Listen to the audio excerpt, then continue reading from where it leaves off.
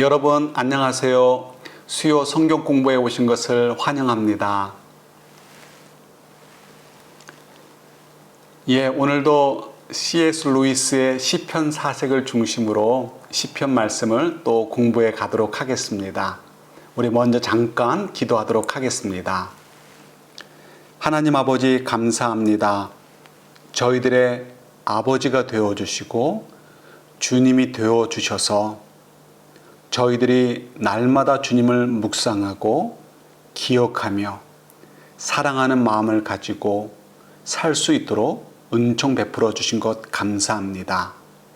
오늘 또 시편 말씀을 통해서 우리 하나님을 어떻게 하면 더 바르게 사랑하고 하나님을 잘 믿을 수 있을지, 그래서 저희들의 인생이 더욱 복될 수 있을지 알아갈 수 있는 귀한 시간이 되도록 도와주옵소서. 예수님 이름으로 기도드립니다. 아멘.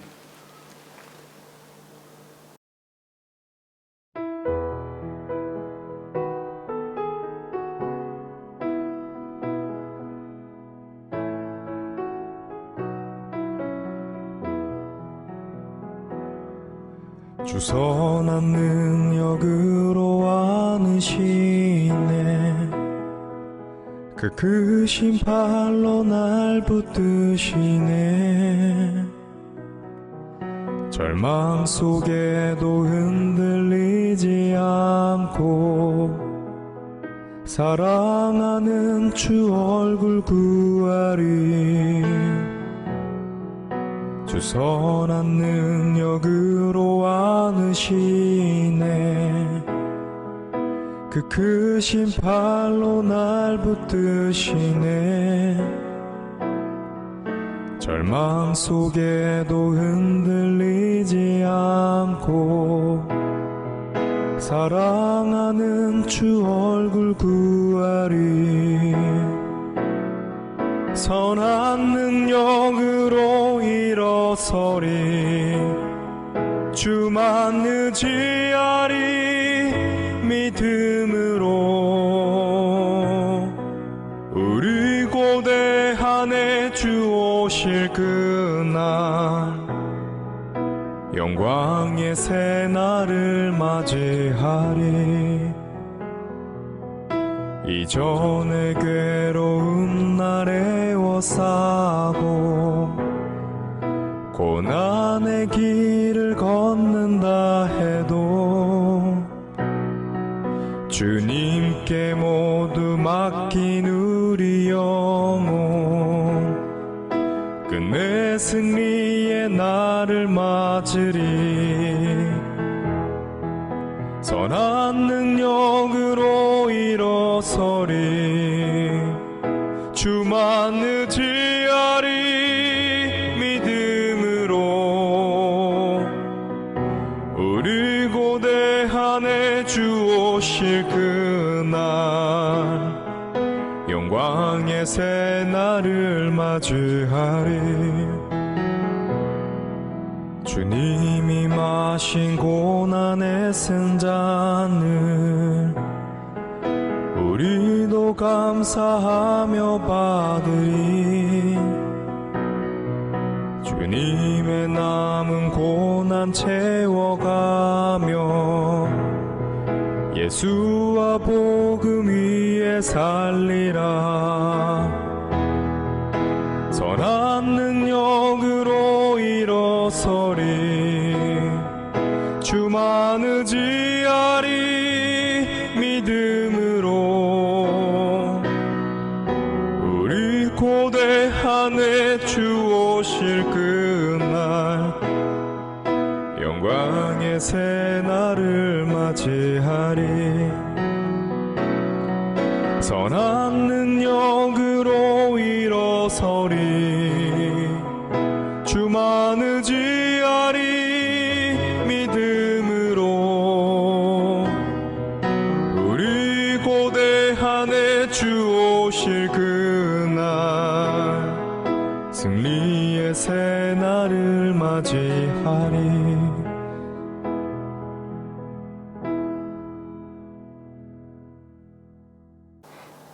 네, 여러분 오늘도 시편 말씀을 통해서 하나님 말씀을 공부해 갑니다. 시편은 모두 150개의 노래가 수록되어 있는 것이죠.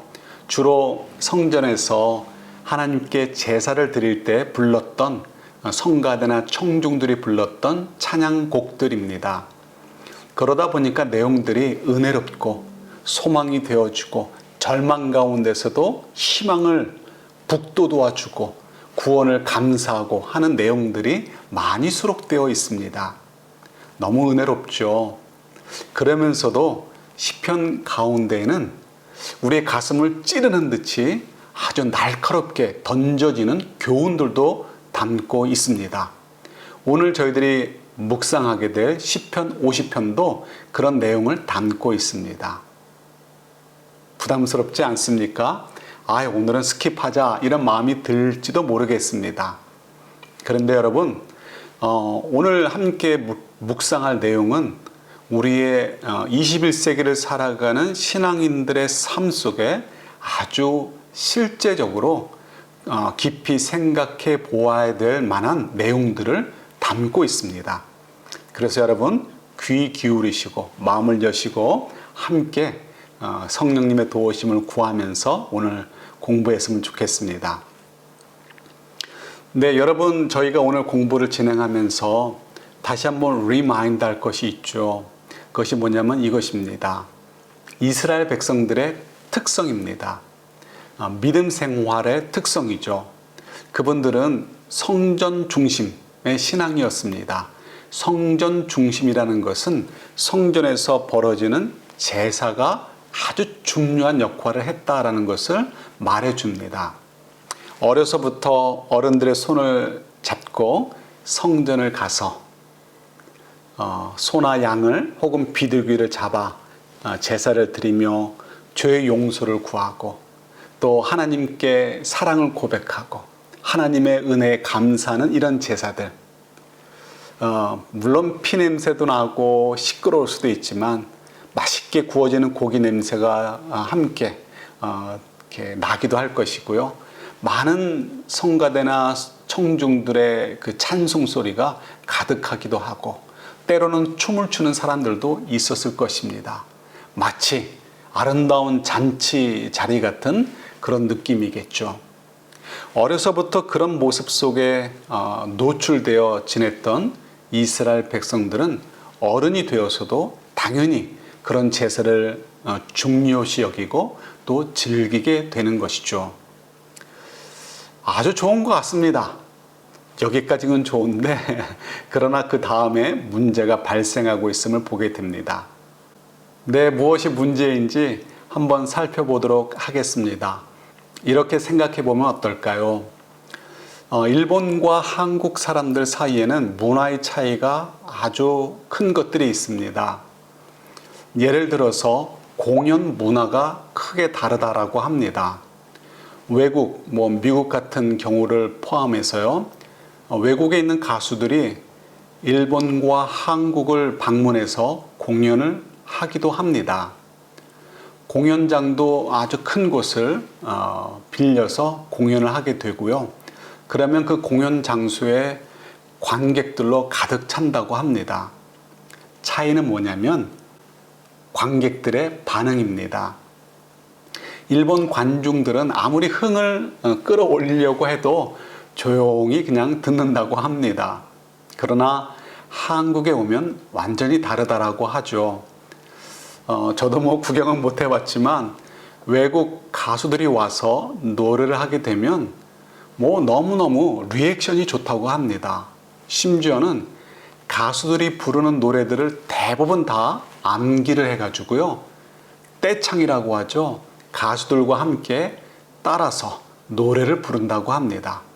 그래서 종종 가수들은 자기가 노래를 부르지 않고 마이크를 관중석을 향해서 돌려놓고 관중들이 부르는 노래에 감동이 되는 그런 장면들도 종종 나온다고 합니다. 한국 사람들이 그만큼 흥이 있구나 하는 것을 또 알 수 있습니다. 자, 그런데 여기서요, 한번 생각해 보는 것입니다. 어느 누군가가 친구가 꼭 가자고 해서 또 티켓도 준비해서 함께 동행을 했습니다. 공연장에 갔지만 사실 이 사람은 친구의 강권에 의해서 마지 못해 온 것이지 사실은 노래를 좋아하지 않는 사람이라고 하죠. 그러면 주변에 있는 수천 명 혹은 수만 명의 관객들이 흥이 나서 흥분해서 노래 부르고 환호를 지른다 할지라도 이 사람은 그저 그 자리가 어색하고 빨리 이 자리를 떠났으면 좋겠다는 생각밖에는 없을 것입니다. 몸은 비싼 티켓을 내고 자리에 앉아 있지만 그의 영혼과 그의 마음은 다른 곳에 가 있는 것이죠. 바로 이런 것입니다. 문제는 이것입니다. 이스라엘 백성들이 부모님들의 손에 이끌려서 어려서부터 성전에 찾아가 하나님께 제사를 드렸습니다. 익숙해 있습니다. 그 분위기가 좋을 수 있습니다. 들리는 찬양의 소리, 코로 들어오는 동물들을 잡고 굽는 그 냄새들, 많은 사람들이 흥분해서 있는 그런 광경들, 다 좋고 또 자기들에게도 중요한 삶의 한 부분이 되어 있을 수 있습니다. 그러나 그것이 다가 아니라는 것이죠. 그들의 마음은 그 자리에 있지만 다른 곳을 향해 있을 수 있다는 것이죠. 사람들의 눈에는 잘 보이지 않습니다. 그러나 하나님의 눈에는 그것이 보일 수밖에 없습니다. 그리고 그 보이는 것이 어떻게 드러나는지 또 하나님께서는 아시고 계시는 것이죠. 그래서 하나님께서는 시편 50편에서 이렇게 말씀하십니다. 12절 13절을 읽겠습니다. 내가 배고프다고 한들 너희에게 달라고 하겠느냐? 온 누리와 거기 가득한 것이 모두 나의 것이 아니더냐? 내가 수수의 고기를 먹으며 숫 염소의 피를 마시겠느냐? 네, 하나님께서 원하시는 것은 제물이 아니라는 것이죠. 제사에 드리는 제물들, 하나님께서 요구하시는 것입니다. 하나님께서 필요해서 요구하시는 것이 아니라 우리가 어렵게 정성껏 준비를 해서 드리는 것을 통해서 하나님을 향한 마음, 정성, 경외하는 마음을 가지라는 것이죠. 그런데 이스라엘 백성들은 익숙해져 있는 제사의 행위들, 제물을 드리는 것에는 잘 하고 있었는지 모르지만 그 마음, 하나님께서 기대하시는 마음은 드리지 못하고 있는 사람들이 있었음을 우리가 발견하게 되는 것입니다. 오늘 지금 읽은 시편 50편 말씀 다음에 있는 51편에도 비슷한 말씀이 저희들에게 전달되어지고 있습니다.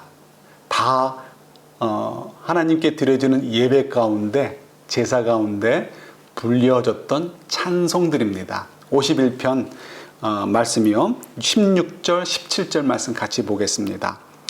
주님은 재물을 반기지 않으시며 내가 번제를 드리더라도 기뻐하지 않으십니다. 하나님께서 원하시는 재물은 찢겨진 심령입니다. 오 하나님, 주님은 찢겨지고 짓밟힌 마음을 멸시하지 않으십니다. 찢겨진 마음은 상한 마음이라는 것이죠. 애통하는 마음. 하나님께서는 우리가 슬퍼지고 마음에 상처가 있기를 원하신다는 의미가 절대 아니고요. 상한 마음, 찢겨진 마음이라는 것은 겸손한 마음, 하나님 앞에 겸손한 마음이 지극히 극적인 상황까지 올라간 상태를 이야기할 수 있습니다. 하나님, 정말 저는 아무것도 아니고요.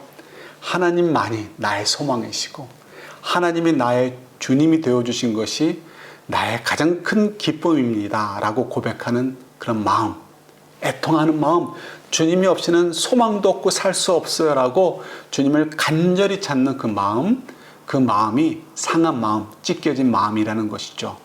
하나님 앞에서 내가 하나님 없어도 어느 정도는 살 수 있어요 라는 생각이 아니라요, 정말 지극히 겸손해진 마음, 하나님 없이는 살 수 없어요 라는 그 고백이 진정한 상한 마음이고 찢겨진 마음이고 하나님이 기대하시는 제사의 본질이라는 것이죠. 사람들이 준비해서 드리는 그런 고급한 질의 송아지 고기 이런 것이 아니라 그런 것들을 준비하며 어려운 가운데서도 하나님께 드려지는 그 과정에서 정말 나는 하나님 없이는 살 수 없기에 하나님을 정말 갈망하는 마음으로 준비하여 드려지는 그 마음을 하나님께서 기대하신다는 것입니다. 그런데 이스라엘 백성들은 그러지 못했다는 것이죠. C.S. 루이스의 시편 4색에서 소개되는 이야기가 있습니다. C.S. 루이스가 어느 날 우연히 자기 곁을 지나는 어린아이가 흥얼거리는 소리를 듣게 됩니다. 노래같이 흥얼거리는 소리였습니다. 내용은 초콜릿 달걀, 예수님의 부활 이런 내용이었다고 합니다. 아마도 오늘날에도 그런 것처럼 어린아이들은 부활절에 에그 헌팅을 하죠. 그래서 에그를 실제로 숨겨두기도 하고 아니면 에그 모양의 초콜릿 과자들을 숨겨두기도 합니다. 그러면 어린아이들이 그것을 찾아서 바구니에 담고 그것이 부활절에 어린아이들에게 큰 기쁨이 됩니다. 그러면서 예수님의 부활을 또 축하하는 것이죠. 어른들의 세계에서는 전혀 연관성이 없는데요. 아이들에게는 에그 헌팅과 부활하신 예수님이 서로 이렇게 긴밀하게 연결이 되는 것이죠. 그래서 어린아이들에게는 부활절 하면 예수님께서 부활하신 날, 그리고 초콜릿 에그를 찾아서 줍고 맛있게 먹는 날, 이런 것으로 서로 연결이 됩니다. 그래서 부활절 하면 아이들에겐 큰 기쁨의 날이기도 하죠. 그렇지만 아이들이 자라다 보면 몇 살이 될지 몇 학년이 될지 모르지만 어느 순간부터 에그 헌팅과 부활절의 의미가 서로 다르다는 것을 조금씩 느끼게 되고요. 점점 성장할수록 예수님에 대한 부활의 그 기쁨과 에그 헌팅과는 전혀 다르게 되는 것을 우리가 보게 됩니다. 마치 저희들이 삶을 달걀을 보면서 예수님 부활하셨네라고 기뻐하는 그런 일이 없는 것처럼 아이들도 그렇게 성장하게 된다는 것이죠. 시편 말씀, 오늘 시편 50편, 51편에 기록되어 있는 말씀들을 통해서 우리에게 주시는 교훈이 그런 것입니다. 이스라엘 백성들이 그저 어려서부터 익숙해져 있는 제사 문화, 제사 장소에서 들리는 찬양, 흥분되어 있는 많은 무리들, 코를 자극하는 냄새들, 이런 것들 때문에 그 축제를 또 제사를 즐길 수는 있을지 모르지만 또 실제로는 하나님을 경외하는 마음은 없을 수 있는 것이죠. 그래서 하나님께서는 이 부분을 바로잡기를 원하셔서 이러한 가사의 찬양들을 성가대나 청중들이 부르게 하신 것입니다. 시편 50편 23절이 끝절인데요. 어떻게 끝나나 한번 볼까요? 감사하는 마음으로 제물을 바치는 사람이 나에게 영광을 돌리는 사람이니 올바른 길을 걷는 사람에게 내가 나의 구원을 보여주겠다. 23절 이렇게 끝나는데요. 비슷한 내용을 14절에서도 우리에게 또 선포되어지고 있습니다. 14절도 한번 같이 볼게요. 감사 제사를 하나님께 드리며 너희의 소원한 것을 가장 높으신 분에게 갚아라. 네, 지금 읽은 23절과 14절에서 강조하는 것은 감사입니다. 이 감사라는 단어는 어느 특정한 일에 대해서 내가 고맙습니다 라는 그런 의미의, 좁은 의미의 감사가 있기도 하고요. 또 아주 넓은 의미에서 모든 것을 포함하는 감사가 있을 수도 있습니다.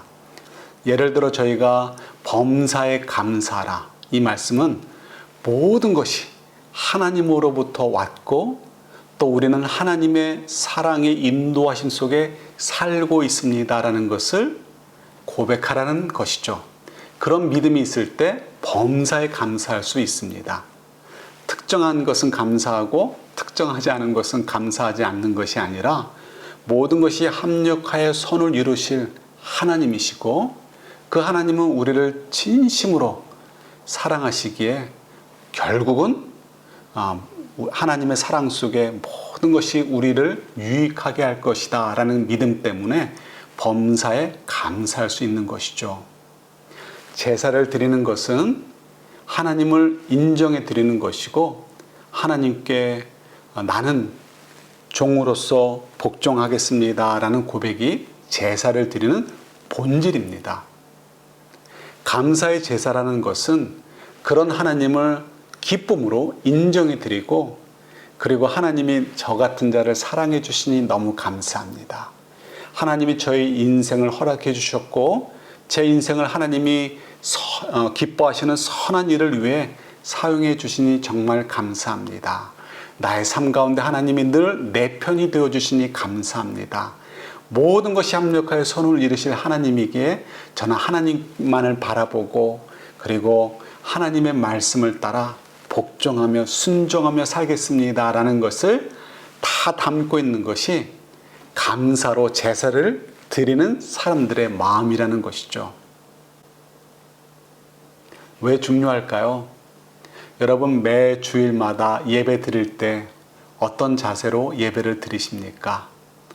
퍼포먼스를 보시고 여러분들의 마음에 만족하기 위한 잣대를 가지고 예배에 참여하십니까?